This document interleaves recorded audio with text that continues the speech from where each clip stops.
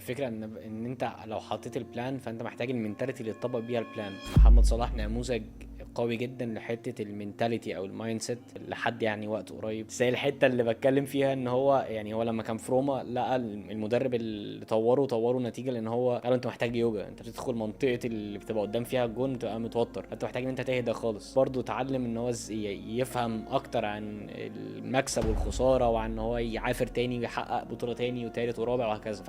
الحته دي انا بشوف ان هو ازاي ممكن واحد يمرن نفسه على ان هو يطبق المايند سيت دي او يمرن نفسه على المينتاليتي اللي تخليه انسان ناجح، يتقبل الخساره يتقبل المكسب، يبقى عارف الجولز اللي عنده ايه وما يبقى دايما جعان للمكسب. تتقبل الخساره وتقبل الخساره ده انا بشوف ان انت لازم في البيزنس ان انت تخسر. يعني هو دي حاجه لازم درس كده تتعلمه، ان انت تخسر. ان انت مهما معاك شهادات، مهما عندك اكسبيرينس، مهما عندك فلوس، هيجي وقت وهتخسر. فاهم حاجه في البيزنس ان انت تستمر.